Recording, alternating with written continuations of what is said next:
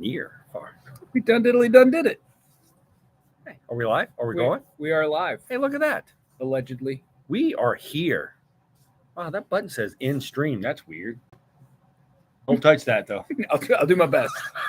Then we have to do this whole thing over Now again. you told me not to touch it. I want to touch it. I'm not. My Fight Evil shirt. Read books. That is a great shirt. It is a great shirt. It's got Techula. War of the Worlds. Yeah. She's reading War of the Worlds. That's Hi. Great. Hey, Rachel. How you doing? Hey, Megan. How's it going? We are Teslas tonight. We are. So take that as you will. She abandoned us, and like technically Jacqueline's here to supervise, but she put earbuds in, so she doesn't know what's going on. She has no idea. So we're really unsupervised. So we don't know what's going to happen tonight. Rails, no rails. It's all fine. It'll all be fine. We do have a lot of books tonight, though. We will be talking about a lot of books tonight. Yeah, there was a lot of good stuff that came out this week. Yeah, Jacqueline's rearranging stuff too. So yeah, she's got a lot. Things are crashing. I don't know. Yeah, I'm not even sure Tess is going to watch. I think she's just like had enough of us.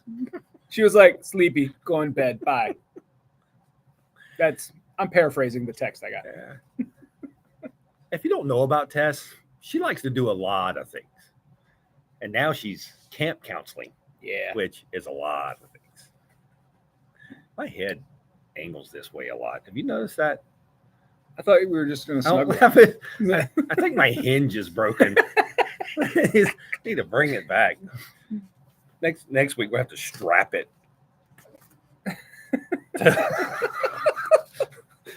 Strap to the thing.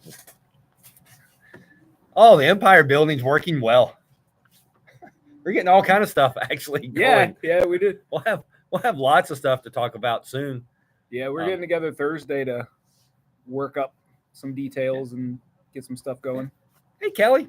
Yeah, if you didn't notice, we actually have another new show that was unannounced that was posted today.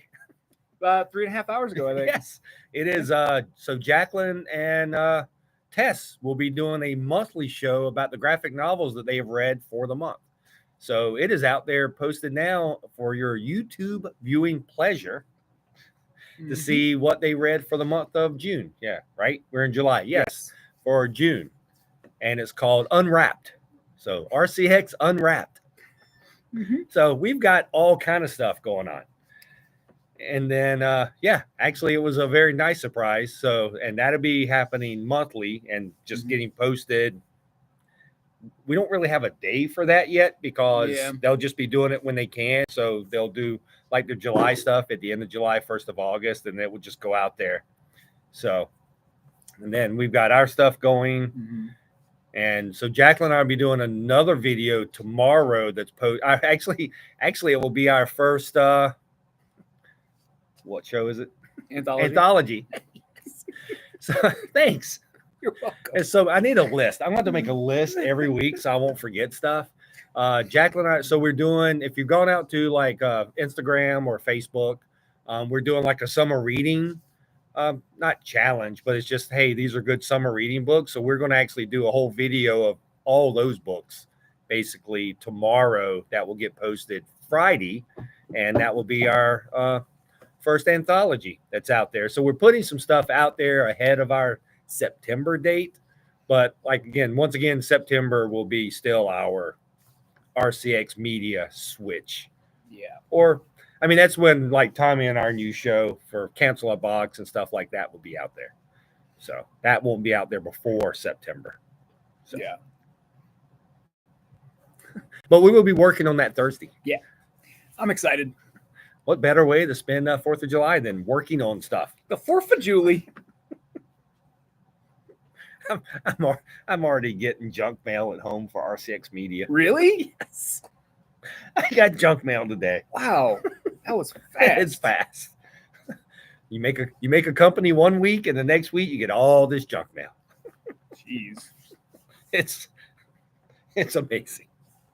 So, but yeah, we'll be talking more of that. Tommy started sending out stuff for Fall Festival, which is September 28th.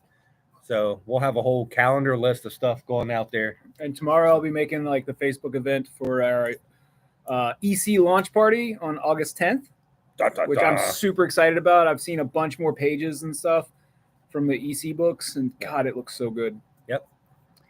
And now we're working out stuff with Brett at Virginia Comic Con to where we may be at the Comic Cons. Yep, pretty sure we're going to be from now on. Yeah. So we're working that stuff out now too. We're doing all kind of stuff. Yeah. So weird. I'm tired thinking about it. Started moving out of a storage unit. Phillip tried to kill us yesterday. I did my best. I was going to try again today, but I was told no.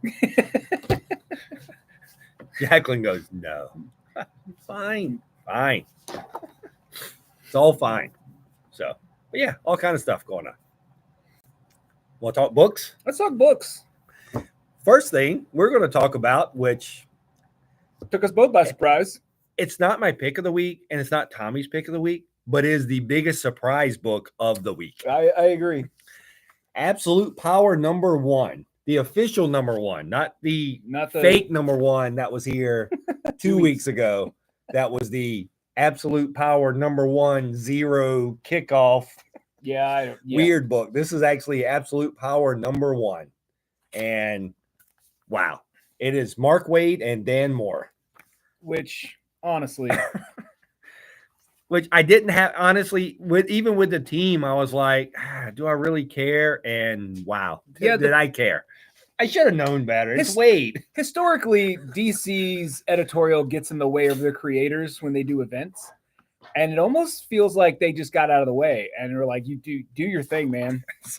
And this might be the best Dan Moore book ever. Yeah. Like I'm a huge fan, and this book is gorgeous. Yeah, I was shocked by the direction that this is taking. So, and it's only 4 issues. So yeah, it's a short series that is a lot is happening. Yeah. And a lot happened in this issue. Yeah. Like it went from 0 to 100 in this issue. I mean, there's a lot of tie-ins, and let's go here. Hang on. So here's your tie-in for June, which there was Absolute Power Ground Zero #1. See, I knew there was a 0 in it.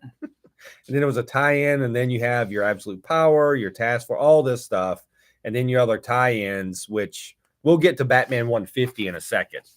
But it is only set up for 4 issues, and I guess a lot of it's going to happen because the way this is set up, they've got these other Absolute Powers as a part of the story. Yeah. The Task Force. There's a couple of that's all the miniseries. Waller Task Force stuff. Yeah, right? the Task Force 7, you meet all those characters in this book. Right. And the whole thing is Waller's running it, but really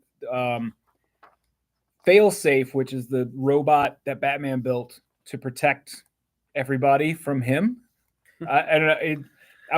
So wow, that seems like a fail. Yeah. So the stuff that's going on in this book is spinning out of Batman, Superman, Action Comics, Titans, Green Arrow, and I think 1 or 2 other books. And I'm only actively reading Superman, Action, and Titans. So the stuff that is in here from the other books, I don't really feel like I'm missing a lot by not having read them. Yeah, I don't either. Except I'm not 100% sure what Ollie is doing. Green Arrow's. But we never know what Ollie's he's doing some stuff, and I'm like, okay, buddy. But the only thing you really need to know is who Failsafe is. If you know who Failsafe is, you're fine. And if you don't, it's a Batman robot. Yeah. It is a Batman robot with all of Batman's thoughts, but can think faster. And none of his empathy, it seems like. And if that wasn't enough, John Cena's hosting Shark Week this year. What? He's the only person that'll be safe. The sharks can't see him. I thought that was funny. Like, wow, Discovery Shark Week hosted by John Cena. Sure. Why not? Yeah. I want to see him F5 a shark. Or sorry, attitude adjustment a shark. F5 is Bork laser. It's fine. It's the same move. So I did read a tie-in, which I don't normally read tie-ins. I read this on a whim. It's Tommy's fault that I read a tie-in. I'm not going to lie. I will say that the Absolute Power tie-in is the backup story, and I didn't care about it at all. Like it was, I had just read Absolute Power, and so it just sort of recapped what I just read. Yeah. So basically, Batman 150 is an Absolute Power tie-in. So there's a main story and a backup story. The main story is basically a criminal, a lifetime criminal, sitting there going, "Woe is me," and telling stories about Batman and what happened. And it was actually really good. It's one of my favorite kind of Batman stories where it's told from the point of view of someone who's like, "Oh, Batman, I hate him. He always ruins everything." And then it's like, "Oh, maybe I ruin everything." maybe. It was really well done. Lifetime henchman who wife hates him, his kid hates him. Right. His kid's in college. And anyway, it was really well done. Yep. And then Zardasky did the backup story also, which is the tie-in. So the main story is not the tie-in. There is a backup story. It's the tie-in. And so in Absolute Power, there is one panel of Batman where he has dialogue. That one panel of dialogue is the backup story in here. Yeah. Actually, I take it back. There's like 3 panels because you see Cyborg. So in here is Batman and Cyborg. This takes place like in between the panels. It takes place in between really those 2 panels is where it takes place. Yeah. So if you read that, you don't really need to read this, but it does expand on what's going on a little bit more with Cyborg and how they come up with an answer of a mother box. Spoiler alert. There's a mother box. Oh, and another spoiler alert. If you don't want to read this, which I don't know, if you're not reading Batman, you may not, but you want to read Absolute Power, Flash is basically their radio signal. Yeah. I mean, that's really what you're getting out of this story, is you need to know that there's a mother box going on with Amanda Waller, and Flash is basically how they're all communicating. Yep. And the real villain of Absolute Power is AI. It is so well done. It feels very topical. It's pretty funny. Yeah, it's really good. Yeah, I think once again, I've only read the first issue like Tommy has, but I'm not really sure Amanda Waller's in as much control as she thinks she is. No, by the end of this, she is. I would not be surprised if Amanda Waller gets killed by her own creation by the end of this. Yeah. I mean, she always seems to survive, but I don't know about this one. Well, yeah. I think she's bitten off a lot, but she thinks she's in control. Like, she 100% thinks she's in control of this whole thing. Her team is Robot Batman, Brainiac's Queen that he made, and Amazos. Five Amazos. That's run by Batman. That's run by Failsafe. Yeah. And Dream. Oh, I forgot about Dreamer. Yeah, she's kind of like blackmailed Dreamer into helping. Because she can go in and out of people's dreams and stuff. So it's and then is no bueno. So it's like, sure. Yeah, I have a feeling. I don't think Amanda Waller's going to survive this. Yeah, I like she's all like chest out, like, oh, I've taken over everything. But yeah, at the end of the day, I'm not really sure she's in as much control as she thinks. Unless she figures out a way to put her brain in Failsafe's body. Yeah, which or the Brainiac Queen. Oh, she could become. She reminds me of the Borg Queen a lot. Yeah. Yeah. Yeah, I mean, I can see that happening to a man. Yeah, we'll see. It's only 4 issues, so yeah, I'm in. I didn't think I would. I didn't think I was going to care at all. I read it because Dan Morris draws pretty pictures. Yeah, I mean, that's pretty much. Yeah, and once again, I never thought it would be bad or anything. It's just the fact that if I don't know if I can. Most events that happen these days, we're not really big fans of. So talking events. So I've ignored Blood Hunt. I've completely ignored Marvel's Blood Hunt. I read it today. And I made a mistake.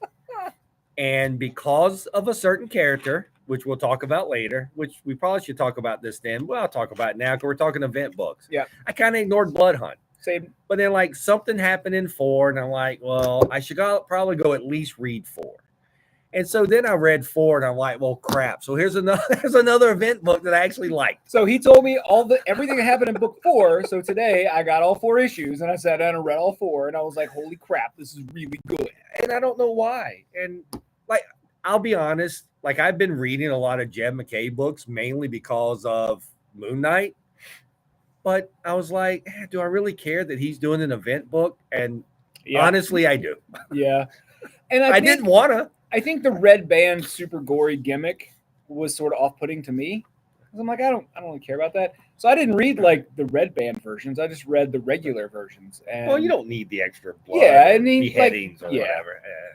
And the book is gory enough without the extra. Yeah. And see, like, but yeah, Bill's been reading it. Like, yeah, like I didn't care until issue 4, and then I'm like, now I care, and it's like, well, why is this good? Like, why is it good? And there was so much that happened in issue 4 that every piece of it was really good. A bunch of like, what? You're trying to tell me how to crime? I even cared about a crowbar. Yep. Why do I care about a crowbar? When things are written well, you can care about a lot of things. Yep. And a crowbar was one of them. But anyway, next from Image Comics is All the Things We Didn't Do Last Night by Maria Lovett. It is a one-shot by Maria Lovett, and if you have never read any Maria Lovett stuff, her stuff can get really weird. Yeah. This, not so much. Yeah, it's pretty straightforward, but I think there was one nudie scene with her. One or two, I don't remember. But it wasn't a whole lot, but it didn't go into like a demon or a different like universe or anything. It is basically about a jewel thief and an assassin. Let's see here if I can get it right. Jewel thief, and assassin. Yep. And it's very flirty. It is very meet cute, even though like they're criminals. Yeah. And this could be a movie. Right. And if you want, and the people who love like enemies to lovers stuff, this will be right up your alley. Yeah. Because I'm not going to say they're necessarily enemies, but they're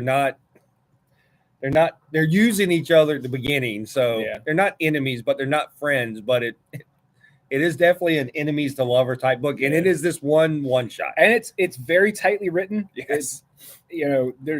But you're not missing anything. Yeah, it's like really it is well done. Yeah, and I mean it's Maria Lovett. So I like Maria Lovett stuff. So do I. Everything she's done, I've read, I've enjoyed. Yeah. I didn't know what to expect. I knew nothing about the book going in. I assumed some of her art. I just assumed based on everything else there would be a vampire or the devil there was none or of that. Something, but it was just two people who were not very nice people. It was literally an assassin. Yeah. Oh, I forgot about that scene. So there's a few more nudie scenes. Yeah, there's Maria likes to draw a sex scene. Yeah, there's like a 3-panel sex scene and a couple of nudie scenes. But but once again, for her, it's a part of the story. Like it's not gratuitous. It is literally for them showing it. It is truly a part of the story for their enemies to lovers.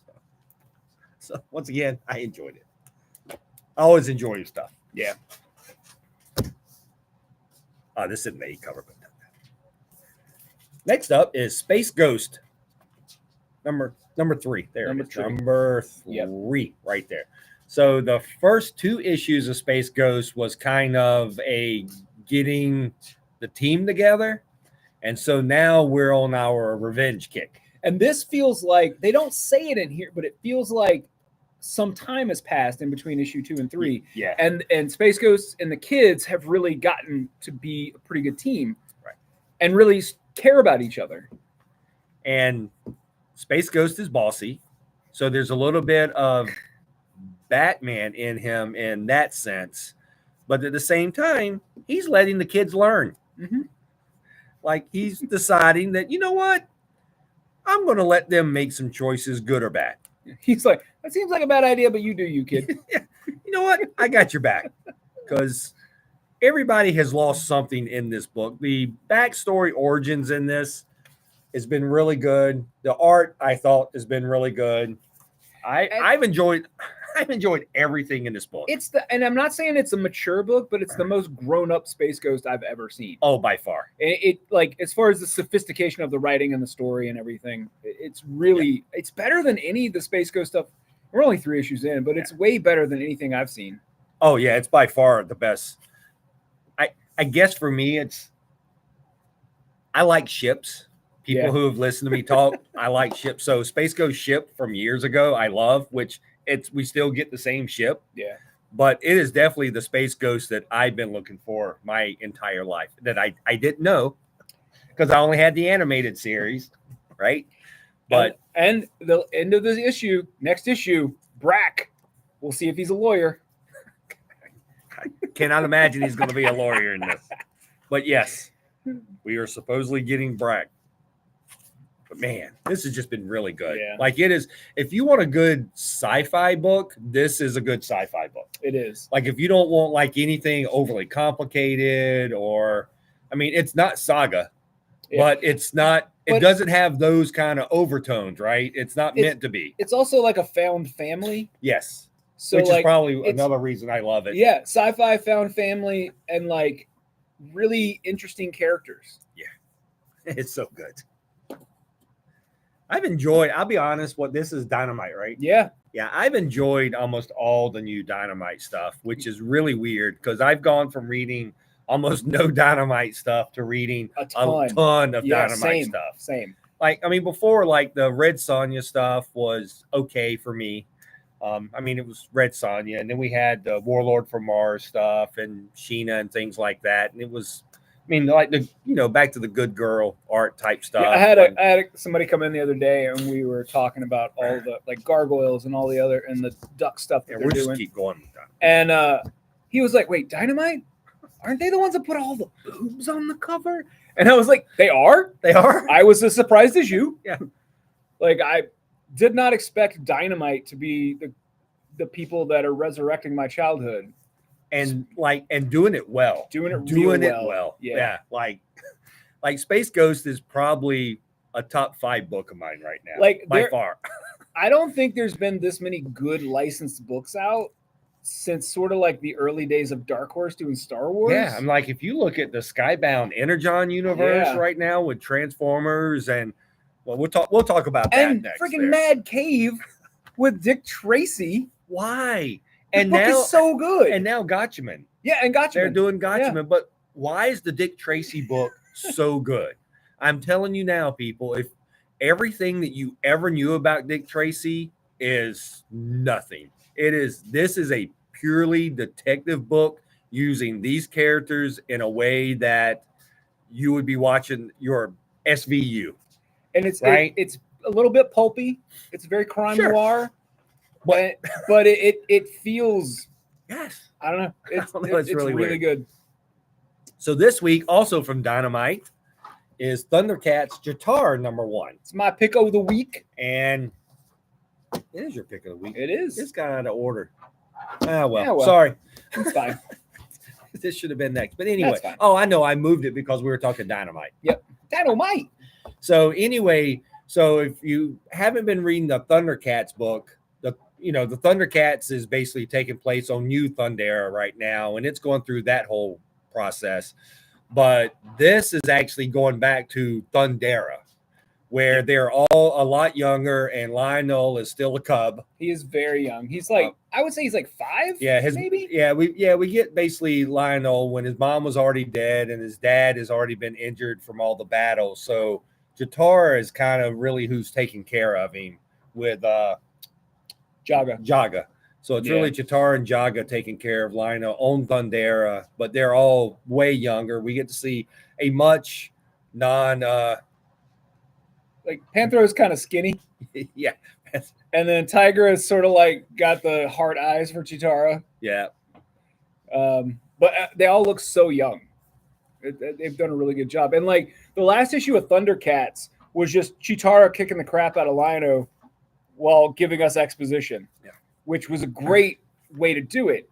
Yes. And then with this, because it's all flashbacks, like literally every panel is exposition of some kind, even though it doesn't feel expositional. Right. I don't know if I said that word right, but so here's your like Panthro with Lionel and Cheetara on the other side. And the interesting thing I found is that they're because this is Thundera and basically they've already kind of defeated the mutants on Thundera and they're at peace. The Eye of Thundera is inert. Yeah. Like the sword is not functioning. It's basically decorative at this Yeah, point. it's basically a decorative sword because evidently they're setting it up that if they're at peace, that the sword in itself will just go. Yeah, it's Which I found as a very interesting. Like I don't ever remember that ever being a Me piece neither. of anything. neither. So I thought that was a very interesting way. So it's just an artifact. Mhm. The Sword of Omens is literally just an artifact sitting in a museum. Yeah. Because they're at peace. Until Indiana Jones shows up and tries to steal it. But so once again, the Thundercats has been really well, and I thought they did I think this is a 3-issue. I don't remember. I didn't even look. I just saw Thundercats, so I was like, I'm in. Yeah, me too. I know it's at least 2, but I think it's like, for some reason, I want to think this is at least like a 3-issue miniseries or something. I can't remember, but this was really well done. If you want to see some of the earlier how the Thundercats were before they were, basically the Thundercats before they were refugees. Yes, and we got to see the Thundercat lair actually, which is kind of their castle. Yeah, before. Yeah, I thought that was interesting that like they're on Third Earth now, right? And they don't have the lair. Nope. So I guess Panther is gonna rebuild it. That's my assumption. Yeah. Basically, it was a setup from what their original castle looked like. Basically. Yeah. And then from Skybound that we were talking about earlier is Scarlett #2. So basically, they basically have made Scarlett be the Black Widow of. It's the easiest way to describe it. I mean, I know that's not fair to Black Widow or Scarlett or Skybound, but it's the easiest way to describe this book. So they want to do ninjas because it's G.I. Joe, right? But they didn't want to start with Snake Eyes, right? And I get that. So this is the ninja book. Yes, right. Like, and it was.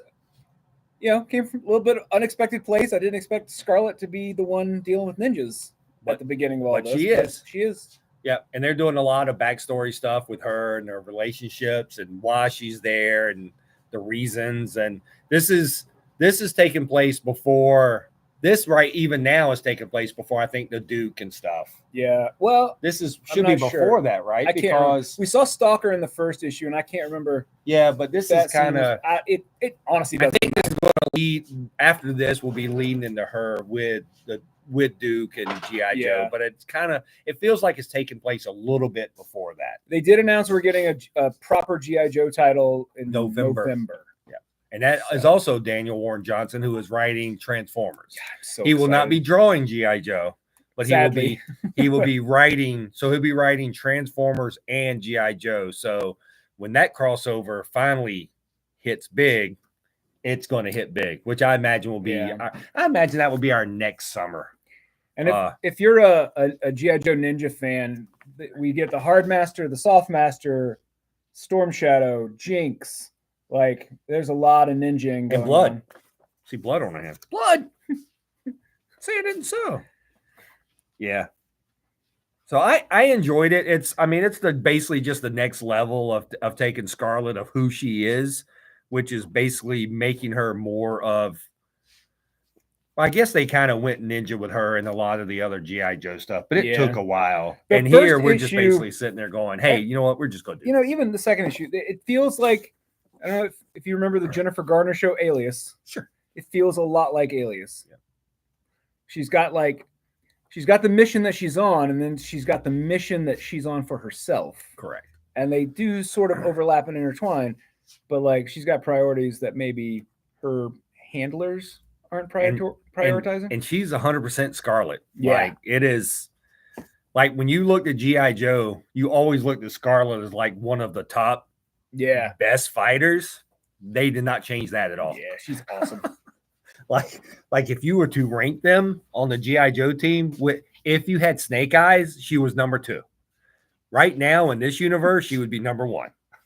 Yep. She would take out Duke in about 4 seconds. But I'm not sure you could outsmart Duke at this point. Yeah. The Duke that we have from the miniseries, I mean, he kind of lost his mind a little bit, but that's because they made him, though. When you see a giant robot kill your friend and then the government's like, giant robots don't exist. And that was you really made it up. But boy, did he outsmart all of them. Yep. All right, next is actually, hey, it's a Marvel book. My pick of the week is actually Spider-Man Reign 2 by Karen Andrews. And if you don't remember, when did Spider-Man Reign come out? It's been 20 like years. 20 years ago. Yeah, it's been a long so time.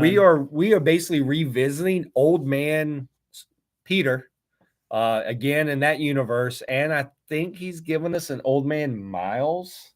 I think that's happening in here. Yeah, I read it this morning, and it is not quite as upsetting as the original, but it's. I think it's going to be though. Yeah, I think so too. Like the character designs on these people are like sort of grotesque. Yeah, like bad things happen for Reign, and Yeah. I love the first series, and so I know I'll love. I mean, it's the same creator, right? Mhm. Writing and art, so he's just coming back to that universe that's 20-ish years old. Yeah. And let's see here. When we start off in this book, clearly a little time has passed since the end of the last book. Nothing good has happened. Literally nothing good. Well, I don't think anything good could happen. Yeah, nothing good. Let's see here. I'm trying to find some.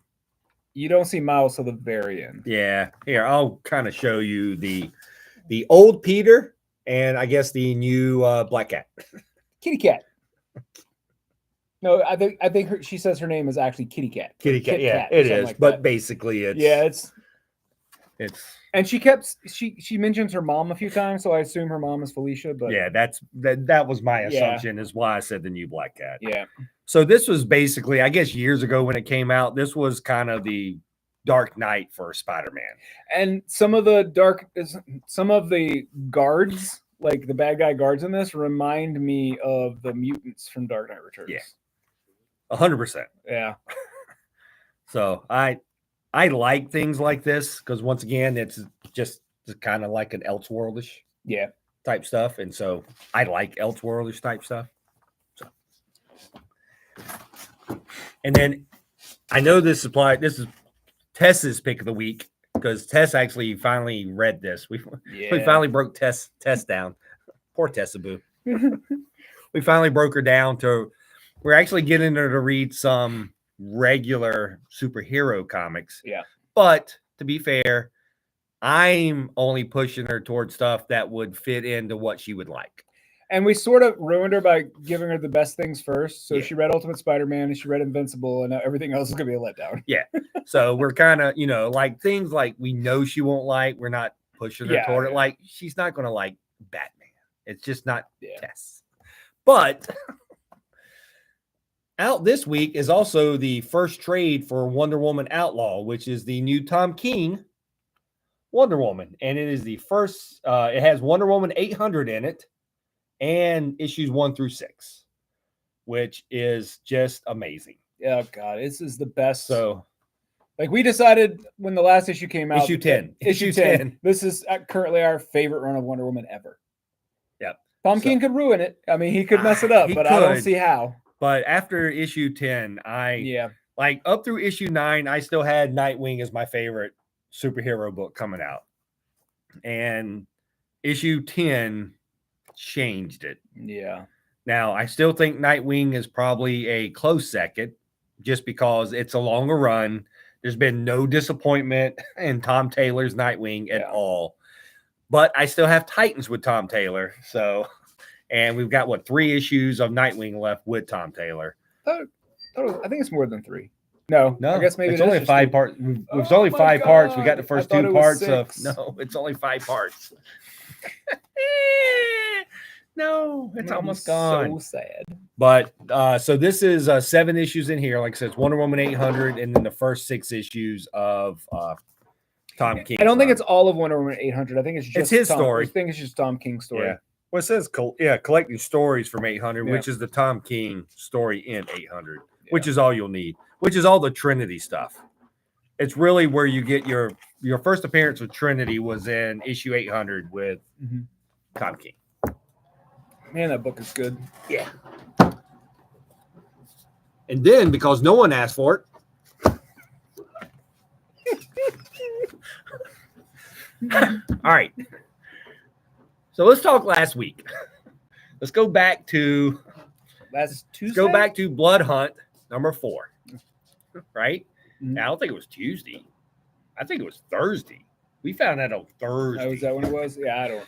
So Blood Hunt 4 came out last Wednesday.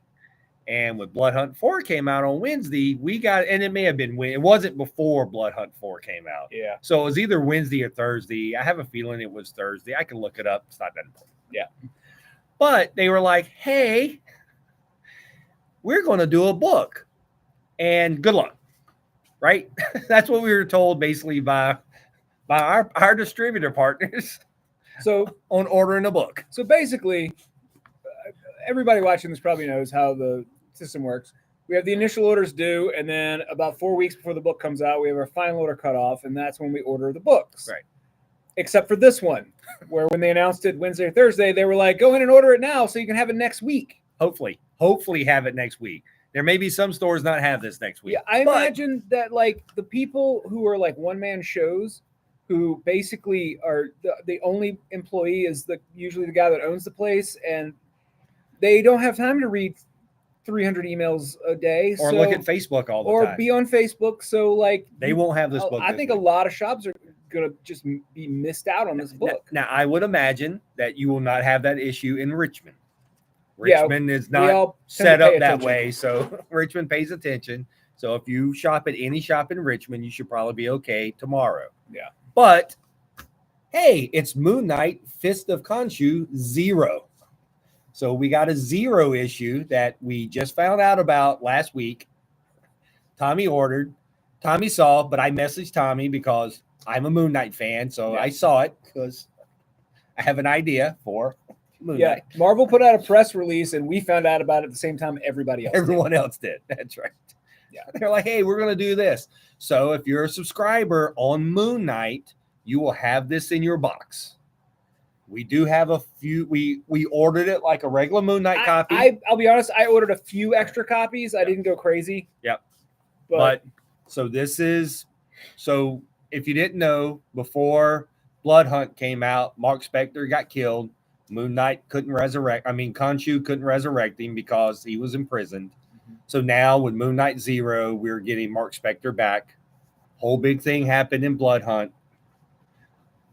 Spoiler. I mean, we've got this, so it's kind of hard. Yeah. But anyway, so Khonshu's back, which he's brought back Mark Spector. Mark Spector's getting a new book called Moon Knight Fist of Khonshu. We got the 0 issues in. If you're a subscriber, like I said, it's in your box for Moon. If you're a subscriber for Moon Knight. Yeah. Sorry. If you're on for Moon Knight, or if you're a person that special orders Moon Knight, I got you covered. It's in your box. We will have a few for the rack just because who knows, it's Moon Knight. Yeah. But we also have,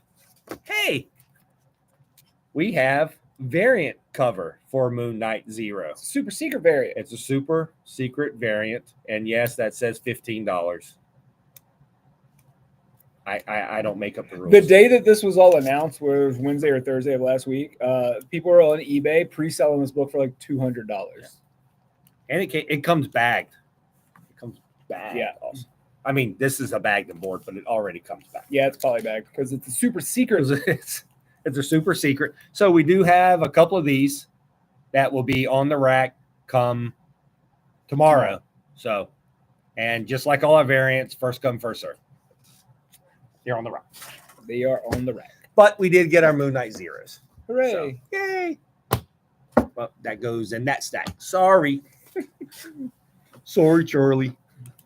So that was a weird thing that happened last week. Of welcome to the life of owning a comic book shop or ordering for a comic book shop. Or I can tell you, I'm in a lot of comic book retailer groups on Facebook, and literally no one was happy. Yeah, I mean, overall, I can't it's really weird that happens when we get told a lot that we do FOC to make sure that we order what we want, and then the publishers or distributors don't get stuck with extra copies, but then they go and they pull. It just seems odd. I mean, we got ours, so yeah. I mean, I'm not complaining. Maybe a little. You try not to, but man, sometimes this industry does things, and you're just like, what? Why? What is happening? Yeah, like why? Like why? I don't. Once again, I just don't. Like I don't know. I don't know the importance of why you needed Zero out this week. Yeah, I don't to know not either. let us FOC. I meant to read it. I literally, I read 1 through 4 of Blood Hunt because I wanted to read this Moon Knight, and then after I finished Blood Hunt, I was like, oh man, that was really good. And then I got busy doing other stuff around the store and forgot to read Moon Knight. Yeah, I honestly I didn't read it either. I'll read it tomorrow. I got through pretty much all my books this week, but I didn't make it through Moon Knight and something else. Can't remember. But everything that I showed tonight I actually read. So, which is actually really good for me. we read a lot of the same books this week. It was nice. Yeah, it was pretty good. It's like, yeah, okay. So, but I'll read Moon Knight Zero tomorrow. I'll get that. Yeah. So, wow, that was a lot. That was a lot of book talk tonight, especially without Tess. Yeah, man, I'm tired. Yeah. I mean, Tess may have been here, but she's been sleeping the whole time. What the? Hopefully, Tess will be back next week. Yeah, hopefully. We'll see. It may be a couple of weeks. Yeah, she's got a lot going on right now. Yeah, and it's like today was nice, but the rest of this week is going to be 1 billion degrees. So, and she's doing all this stuff outside. Yeah, camp counseling. Wow, I can't. Oh no, people! I learned about camp counseling from the Bill Murray classic Meatballs. Yeah, I don't. I'm not sure that is. I think that would be like learning about the Army life with stripes. Yes, I learned a lot of things from Bill Murray in my life. Yeah, I'm not sure. Yeah, I'm not sure that was the. Yeah. I learned how to cut my grass by.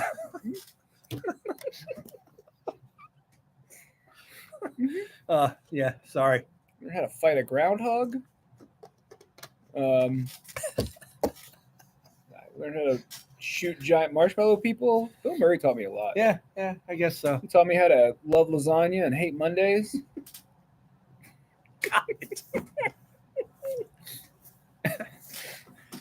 God, now I'm gonna have to go watch Stripes again.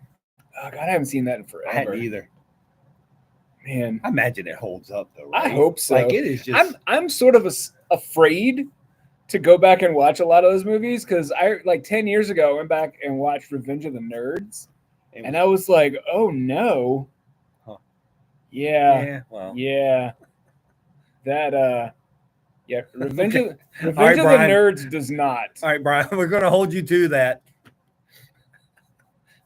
How to kill Gophers. Maybe that should be one of our shows that we watch Stripes live. I'd be down for that. When we start our yeah, that would be cool. Whichever thing that we're starting for that.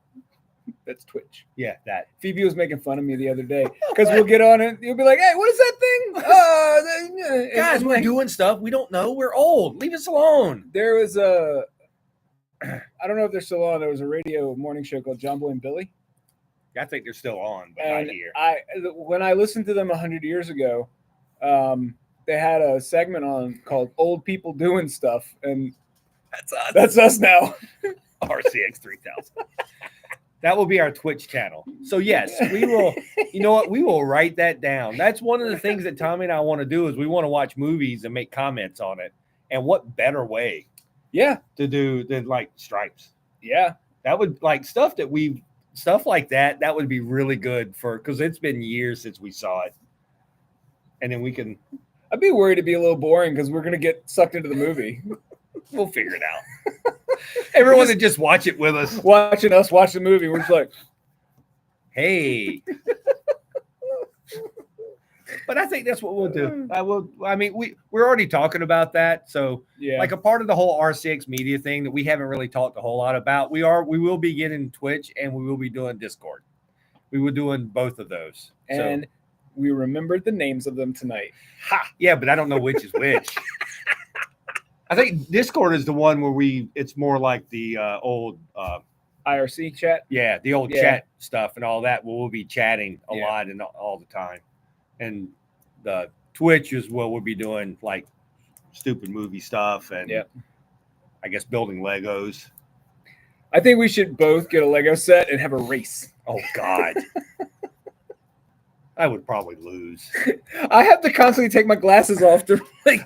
I have to take my contacts out now to do Legos. Like I'm Oh my done. Like I God. just take them out and sit there and just move on. And I'm like, what is color is this? There's 4 shades of the same color. But see, Megan, that would be perfect for us to watch Meatballs and comment on it because it doesn't hold up. Oh, That way man. you can watch us cringe. See, I Wait, only slightly offensive? Come on.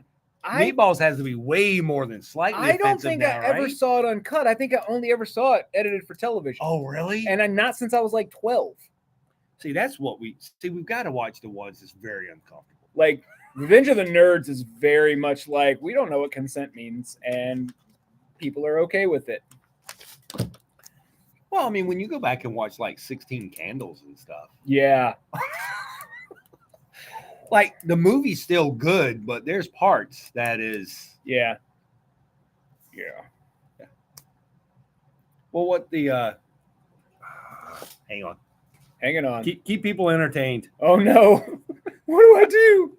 I don't know. I don't know what to do with my hands. Oh. Yeah, so I've watched this a couple of times now with Jacqueline. It's 10 Things I Hate About You. I love that movie. Yeah. That movie's wonderful. And then you get to the scene where she flashes the teacher. Yep. And you're sitting there going, huh, that's a thing from 20 years ago that is in the news all the time now that people cringe. Yep. And I'm sitting there going, yeah, it's fair. Like she wasn't like in the like the actress wasn't. Yeah. It's like, come on, man. So Breakfast Club, I love. 10 Things I Hate About You is a Shakespearean classic. I don't know if you know that. I love that. It is a retelling of The Taming of the Shrew. Right. Yeah. It's brilliant. I love that movie. But it's like, in that scene, I'm like, huh. Like especially now with all the stuff in the news about the teachers and the students, and then you have her flashing the teacher, which is a great scene. Like I'm not arguing the scene, but it's like, how do you handle that now? Like I still laugh. It's still funny to me. All right, there's a movie I remember from back then called Up the Creek, and I don't remember a whole lot about it. Yes, I believe that is correct. Yeah. Kentucky Fried Chicken. I don't know. I remember the Kentucky Fried Movie. No. Friend zone is real. It's 16 Candles. For those of you that watch Game of Thrones, oh my God, I can't remember his name now. He was the guy working for the Dragon Queen, but I kept seeing memes that he was the Lord of House Friend Zone. And that's all I can think of now. So so everyone's homework over the next couple of months is come up with a list of movies that you would like Tommy and I to watch together. This is terrifying. And comment on, because we will do it. We will break that open, good or bad. Good or bad. Yeah, it's all going to be bad. But then you know what? We will throw in some good stuff, like just because we will throw in Scott Pilgrim. Oh my God! And we will comment on every little part of Scott Pilgrim. I have seen that movie. People know me. I watch a lot of endings for movies. Yeah, it is probably one of like 3 movies that I have watched more than any other movie. Mystery Men being one of them, from beginning to end. We should do Mystery Men. Because Mystery Men is one of the most So Mystery Men is so underrated because of when it came out. But the cast and everything was so well done. That movie made $400 in the theater. 300 of it was Phillip. It really was. I saw that movie. I probably saw Mystery Men in the movie theater more times than almost any other movie I've ever seen. And I loved it so much. But we should do that. And then we have to do Josie and the Pussycats, because we can sit there through Josie and the Pussycats and explain to people why they are 100% wrong about this movie all the time. And it is truly one of the greatest movies of all time. Josie and the Pussycats is one of the smartest social commentaries I've ever seen on film, and everybody dismisses it as a stupid movie with too much product placement. Yes. And I'm like, you don't understand subtext. Yeah. So Megan, so just so you know, we have invited Tess to be a part of everything that she wants to be a part of. So she will choose. Yep. Just so you know, that she is a part of RCX media as much as anyone else. And so she is picking and choosing what she wants to do and what she wants to be a part of. So if she decides to join us for our movies, she may. Like, we just don't know. I can't answer that because I don't want to answer for her in that, but she's always welcome. I would say Idiocracy doesn't hold up so much as it was a prophetic documentary from the future. Yeah, I'm not sure we can watch and that. The future is now. I guess we would talk about, well, here, this character is obviously... this movie came out 20 years ago, and obviously they knew this character was going to turn into this current person. Like, just, I mean, the fact that they went out of their way to find what they thought was the stupidest footwear ever invented, and now Crocs are everywhere, which is great, right? What a great story that is, right? So it's the same principle, and this is. See, Tess isn't here. We're going to keep talking. Yeah, we're good. I'm like, we're a little over. Yeah. So one of the greatest principles of what was it? It was not Idiocracy. It was, God, what was the stupid? I'm trying to think of the movie. I'm sorry. I forgot. I like Freaky Friday, both of them. I also like Friday.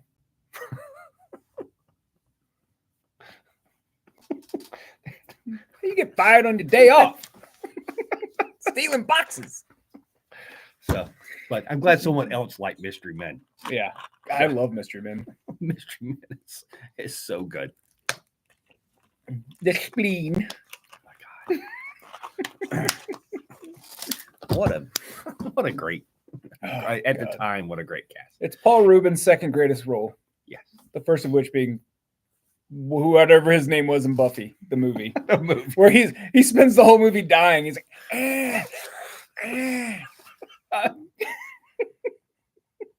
and we will have to do that too. Oh God, that movie's so bad. Yeah, I know, right? If you haven't seen Buffy the Vampire Slayer, the movie, it is a wonder that we ever got a TV show. It really is. Because it is not the best. It is just really not the best. Freaky Friday. Wow. Which Freaky Friday? The original or the Lindsay Lohan version? You know they're doing another one. Yeah, they're currently filming. I heard currently filming the new one right now. And it's Lindsay Lohan and Jamie Lee Curtis. Oh, again, Brian, right? Come on. The Buffy movie, there's no way the Buffy. No, it was bad when it came out. I mean, it could hold up to what it was, but it was really bad when it came out. Yeah. And like, I mean, I liked it. Don't get I liked it. Wait. So let's be fair now, right? I like a lot of bad stuff. Same. Like a lot of bad stuff. Yeah. Like if it's really bad, chances are I like it, right? So if something's bad, I can tell you something's bad. It does not mean that I did not like it at all, because I enjoyed the Buffy movie. Like I enjoyed all the pieces of it. But like when I talk about Mystery Men, it was not a bad movie. No, Mystery Men was good. Mystery Men was a good movie. Funny. It was smart. Right. It was well acted. Josie and the Pussycats was a good movie. Yeah. Right? Like I love those movies, but they were good movies. I love Buffy the Vampire Slayer. It was a bad movie.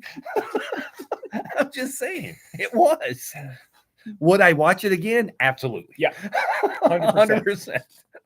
Yeah, those are two different things that do not necessarily go together. I watch a lot of bad stuff. My love of bad TV almost made him choke to death one day. It did. Yeah, it is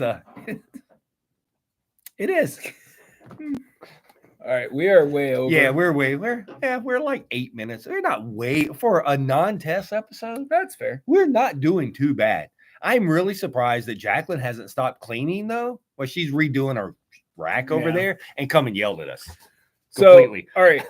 So I don't remember what we were doing, but Philip's son, who is gay, it's important for the story. It is. Was here helping us, and we had stopped to eat lunch. And I don't remember exactly what we were talking about, but I was like, I've seen all of Dawson's Creek multiple times. And this son was like, even I'm not that gay. And he choked on whatever he was eating and almost died. Yes. It was one of the greatest moments of my life. we had actually moved everything out of the old shop to replace the carpet. Oh, that's right. Is That's what we it were was, doing, yeah. and we were taking a lunch break. And Patrick looked dead square at Tommy because even I'm not that gay. It's still one of the funniest things of all time. To me, it's still one of the funniest things of all time. It was really funny. It was. Luckily, I wasn't swallowing food when I laughed, unlike you. Yeah, well, I mean, at least there was nothing on the floor because we were pretty much cleaned out. All right. We are now officially 10 minutes over our normal time. So we will stop and we will try to do this again next week. And hopefully Miss Tessa Boo will be back. If not, we may go over again next week. Yeah, who knows? We will continue to give you updates every week and keep moving forward and keep telling everyone about our YouTube channel and our expansion into the Mediaverse as we keep moving forward. And we'll keep you updated with everything else, Richmond Comics and RCX Media, and just the world in general. I'm not. No, it's too dark. Nope. It's too sad. Nope, we're going there, man. No, I don't All wanna. the positive stuff. Oh, okay. And maybe a whole episode about otters. It's utterly ridiculous. And cats. All right, everybody. Thanks a lot. We will talk to y'all later. Bye. Take it easy. Bye.